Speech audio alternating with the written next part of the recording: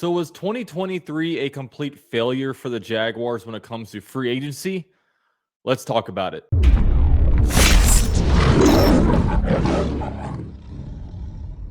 So before I get into this video, I want to give a big shout out to DIYOJ for this custom UCF Jaguar jersey. DIYOJ has been a reliable and authentic uniform supplier for over 15 years. They have worked with some of the largest companies, groups, sports teams, individuals, and small businesses in the industry. Regardless of whatever sport your team plays, they will provide you with a high quality uniform where you can create your own designs. And they actually reached out to me and said, hey, if you want, we can send you out a free custom jersey in exchange for you wearing it in one of your videos. So I did decide to do that. I went with a baseball jersey instead of a football jersey just because I think a custom one would look cooler with the, with the cursive on the front of it. I have UCF Jaguar on the back as well as my logo. And I was trying to think of what number to put.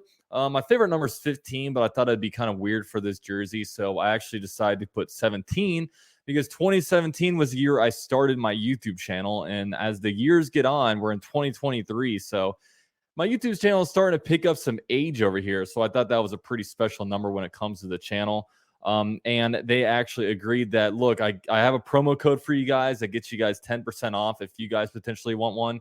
It is UCF Jaguar, all one word. You can order a baseball jersey, football jersey, hockey jersey, a bunch of different stuff is on there. So go check it out.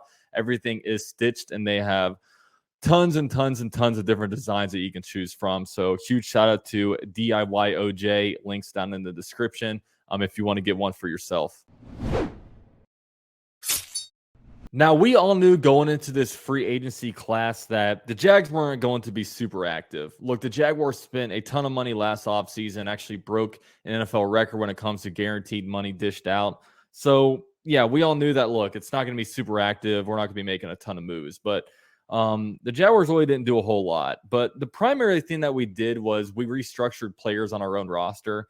We restructured a total of 5 different players.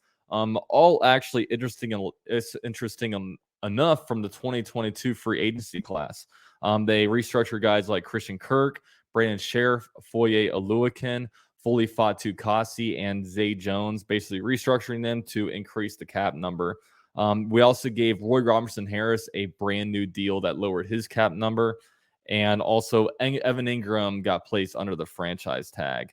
Now, some more moves the Jaguars made. They retained C.J. Beathard, Jermichael Hasty, Andrew Wingard, Adam Gottstis, and Trey Herndon, while also, losing some players. I mean, they lost Juwan Taylor, right tackle, tight end Chris Manhertz, and defensive end / outside linebacker Arden Key. So when you look at this free agency class, I mean, look, there's no doubt that the Jaguars got a lot worse after this free agency. I mean, it's just the truth of the matter. The Jaguars did get worse through free agency.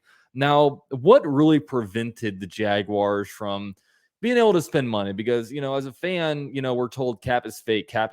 And we see like the New Orleans Saints are always just dishing out money. The Rams seem to always be able to make it work. There's just, the Kansas City Chiefs went out and signed our right tackle because they could apparently afford him. I mean, it's just weird as a fan when you look at this stuff. It's like cap isn't real, but we're obviously tied up in cap space. So when you look at it, man, 3 out of the top 6 cap hits for the Jaguars are guys under franchise tags and 5th-year options. When you look at the 5th-year options, it is Calvin Ridley and Josh Allen. But when you look at it, it doesn't make a ton of sense right now to basically give them new contracts. Mainly with Calvin Ridley is like, look, we think that this guy is going to be really, really good next season. And because, he's running really well. He's ripped in his workout videos. He's just looking really good. But at the same time, he hasn't played since 2021, where he played in a limited games, sat out the whole entire 2022 season. So you kind of want to see him on a football field before you do anything. And when you look at Josh Allen, you would like to be able to give this guy a new deal, but it makes more sense for Josh Allen to gamble on himself because, look, Josh Allen has a bunch of ability, but I feel like he hasn't been able to hit his potential, and it stinks because, every year we hype this guy up, and every year he kind of falls flats, and there's games where it just seems like he's missing in action. So with Josh Allen, he's better off contract year, go out and play really, really well, and then he can get a big payday. Because I can guarantee you there's a lot of teams that would love to have Josh Allen's services, just because, when you look at the guys that are highly drafted, they kind of keep that like draft grade almost with different teams. Like when guys become available, they almost get a salary bump based on, oh, back 5 years ago, we had this guy graded way up here. If we get our hands on him, he's going to be terrific. That's just how a lot of them are. So Josh Allen, he's better off coming out contract year, playing really well. And the Jaguars' luck, he's going to get 14 sacks next year, and he's going to cost us, $17.5 million a year. It seems to happen with the Jaguars. These contract years, it just, that's just what generally happens. So, yeah, Calvin Ridley and Josh Allen, both under 50-year options that are 100% off the cap. And then there's Evan Engram, which is a little bit of a trickier situation, because tight ends are, at the end of the day, they're very, very tricky to be able to pay. Now, Evan Engram is getting paid $11.3 million, which is actually second amongst tight ends. It's actually behind George Kittle and ahead of Travis Kelce. So you look at it and it's like, man, he's making a lot of money. But tight end stinks when it comes to getting paid in the NFL, because, wide receivers get paid so much money. And what Evan Engram is, he's more of a slot wide receiver than he is a tight end. But if you compare his number, that $11.3 million, and compare it to other base salaries, he would be 27th highest paid wide receiver in the NFL, right between Tim Patrick and Jacoby Myers. So it's like the Jaguars want to pay him as a tight end, but it's hard to negotiate with him, because he says, look, I'm better as a wide receiver. But the Jaguars are like, wait, but you're a tight end. We're not just going to give you a bunch of money to be nice people and hurt our cap. You know what I mean? It just doesn't work like that. Everything in the world, you get paid based on market. You know what I mean? Whether you're applying for your regular 9-to-5 job, whether you're buying a house, whatever, the market really drives prices. And right now the tight end market is what it is. So we're not going to give this guy a number way up here when Travis Kelce and George Kittle aren't even making that much money. So it's really hard. I know they were really trying to get a deal done, but it resulted in a franchise tag. The Jags have till the middle of July to get something done when it comes to that. But, hopefully they do. I imagine it's the agent that's playing a lot into it. But, it's tricky with tight ends. But at least they don't have it as bad as running backs. I think running backs have it worse in the NFL when it comes to, getting paid. So, yeah, that's the thing with him. And then you factor in future contracts in the NFL, or on the Jaguars. Look, like I just mentioned, Engram, Ridley, Josh Allen are all set to be free agents a year from now if they don't do anything with it. You also look, and Trevor Lawrence is actually eligible for a contract extension at the end of next year, next offseason. So that's something you got to figure out. Also the 2021 draft class, Travis Etienne, Tyson Campbell, Walker Little, Andre Sisco, all these guys are eligible for new deals as well. So there's a lot of forecasts when it comes to, look, we got to keep players on our own team, so we can't get into this crazy cap situation this year where something happens next year. And right now the Jaguars, the cap is looking good for next year. Of course, as these, older free agent contracts, kind of expire, and you kind of move into the new year when it comes to salary cap. And of course, salary cap number goes up every year. Another thing you look at is the guys that are top two in cap hits this year are Cam Robinson and Darius Williams. Now, next year, if you decide that, look, maybe the Jaguars draft a tackle at number 24, then, if Cam Robinson becomes obsolete, it's only $5 million of dead cap money. And also Darius Williams next year, if you draft a cornerback, you feel good about that. Darius Williams is a $500,000, dead cap hit. So those are a couple deals that would be easy to get off the books if you really need to. When you look at this Jaguars free agency, all the Jaguars really did was restructure. They re-signed some of their cheap talent, and then they went bargain bin hunting. And by bargain bin hunting, they literally went and signed 3 players to 1-year veteran minimum deals, just to basically fill out the roster and get be able to have competition for if not free agency, but for training camp and stuff like that. So they really didn't do a lot. They mostly just lost talent when you really look at things. Now, when it comes to really going in like concerns after free agency and going into the draft. Like I do have some concerns.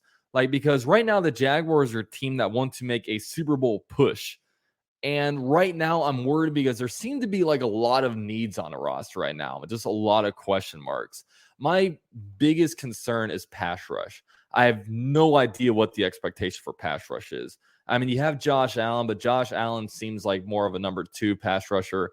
Trayvon Walker, we'll see what he develops into. I am worried about him because I see Trayvon Walker as like a really good football player, but I don't ever see him as being like a double-digit sack guy. And look, if he becomes a really good football player, a really good like big defensive end, and that's what he is. I mean, he's a pretty good player, but why are we drafting him at number 1? Like that's why, we drafted him saying like, okay, one day this guy's going to be a really good pass rusher. Even though he's never been a pass rusher, he's never really been a big sack guy. He's going to develop into that.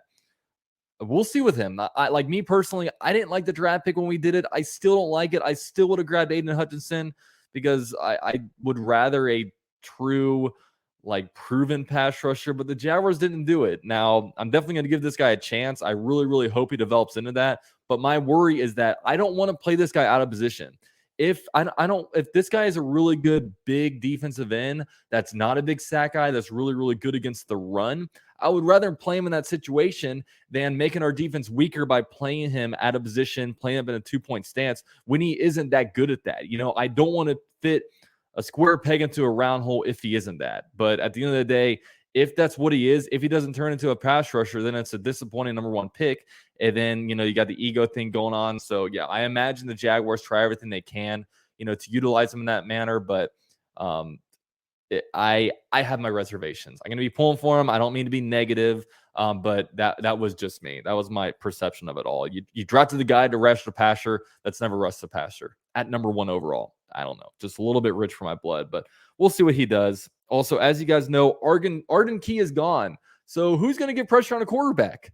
Is it going to be pick number 24? I worry about because a lot of times when you bring in first round picks, especially after like the top 5 or after the top 10, usually these guys aren't great pass rushes their first year. So I really, really worry about that. I would still look at street free agents. There's some guys like bringing a Justin Houston or even, dare I say, Yannick Ngakwe's out there, just somebody that can, come in, kind of like Arden Key. Arden Key last year was a really, really late addition. Sounds like a 1 year, I think it was like a $3.5 million deal, just a really cheap deal you gave Arden Key. And by the way, I don't know if that number's true. I think at the top of my head, that's it. I would do the same kind of thing and see if you can find a diamond in the rough. And then, next year we can say bye to him as he signs a 3-year, $30 million deal with our rival. Come on, Arden. What are you doing, man? But whatever. I'm not salty at all. But going on, yeah, like I said, pass rush, really concerning to me, but we'll see what we do there. Another thing is that offensive tackle spot. I feel like right now we have 2 left tackles and no right tackles. And look, Walker Little was a guy that played right tackle for us, like in a competition with Juwan Taylor, and he wasn't all that good. So are you in a situation where Cam Robinson automatically goes to right tackle just because Walker Little stinks at right tackle? That would be a little bit unfair to Cam Robinson, and I think Cam Robinson is actually a pretty good left tackle. He just gets injured a lot, and sometimes he can be inconsistent. And I worry about him a little bit. But what are we going to do at the tackle spots? Are we going to draft a offensive tackle in a draft? There's kind of some question marks along there. Or are we going to have a competition of left tackle and the loser moves to left guard? We'll see. I guess it all depends on what we do in a draft, because if you draft a tackle, then you're more than likely having a competition at left tackle. If you don't draft the tackle there, you're definitely going to have Walker Little and Cam Robinson playing each tackle spot. It's just a matter of which one they play. And that'll be one of the more fascinating things once free agency comes, or once the training camp comes into play, which I imagine, if I'm predicting it, I think Walker Little is going to be your right tackle, Cam Robinson your left tackle, just because Walker Little just has way more experience at right tackle. That's just my opinion. And also, linebacker play needs to be a lot better. Look, like Devin Lloyd last year, like it was weird. He started off really good, and then he just looked confused all the time. And there's been some people in my comment section saying, "Oh, we need to use Devin Lloyd as a pass rusher. Use him in."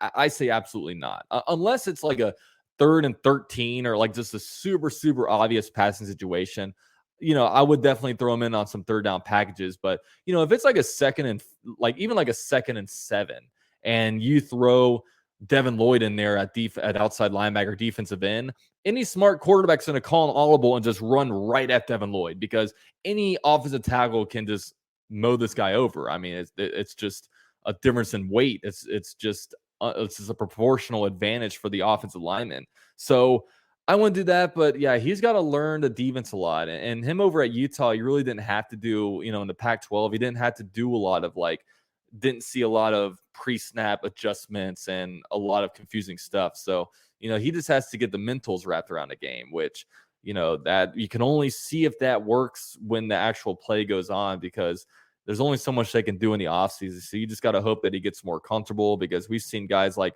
Miles Jack was a guy that had all the potential in the world, but just the mentals, he can never get around it. So we'll see what happens with Devin Lloyd in that aspect, and really just how him and Chad Muma play off each other, because I imagine they're going to still try to get them both involved. So at the end of the day, like, the Jags are in a really, really good spot right now. Look, I saw this power rankings come out, and the Jaguars were like number 6 in the power rankings. It was like the 33rd team or something that came out with it. Jags were number 6 in their power rankings. And then the rest of the AFC South teams were anywhere between 27 to 32. So we're literally like 21 power ranking spots away from the second best team in the AFC South according to that category. So the division sucks. Trevor Lawrence is by far the best quarterback in the division. And then you keep looking around, and like, we're going to have a really good offense this year. You bring in Calvin Ridley to a pretty good wide receiver group. Travis Etienne will only get better. Hopefully the offensive line, we'll see what happens there. Maybe we bring in another tight end in the draft. The offense is locked and loaded. It's just the defense that's a little concerning, but I would much rather have a really good quarterback and a really good offense and a really good offensive-minded head coach than having an elite defense, because we see what happens with defenses. You have a really, really good defense and they're good for like 2 years and they drop off. That seems like the trend in the NFL nowadays. That just is what it is. So yeah, did the Jaguars fail free agency? I guess answering the question in this video, I don't really think so. I think some things kind of worked against us, especially I think that Evan Ingram's contract just kind of put us in a little bit of a bind. I also think that the Jaguars did so much in 2022 free agency where, we signed like 7 guys. What if we only signed 3 or 4 guys? And that probably means we signed 3 or 4 guys this free agency. So it all levels out. And if you don't sign all those 7 guys, we squeaked our way into the playoffs. There's a very good chance that we don't win the AFC South championship. We don't win a playoff game. I'm not hanging this AFC South championship flag in my background. Shout out to Duval TV for the for the towel. And it was an awesome year last year. And yeah, we didn't necessarily fail free agency. It's just now we got to focus on the draft, because we need our second-year players, Trayvon Walker, Devin Lloyd, to take a big next step. We clearly need to have a really good draft class this year. Just continue to just get good picks, and we should be all right, because that's the way you do it, man. Teams become great through the draft. That's just at least sustainable teams. You could have a team like the Rams that buy a bunch of players, make a bunch of trades, then go to the Super Bowl and win it, and then implode. We got to hope that we have sustained success. Like when you look at the Chiefs, they're there every year. The Bengals are becoming that team. We have the infrastructure and the quarterback and the head coach to be able to do it. We'll just see what we do. So with all that said, appreciate all you guys for watching. Drop a like for me if you guys can. Would really appreciate that. Enjoy the rest of your Sunday, and we're kind of heading into April, so we're turning into draft season. Can't wait. Go Jags.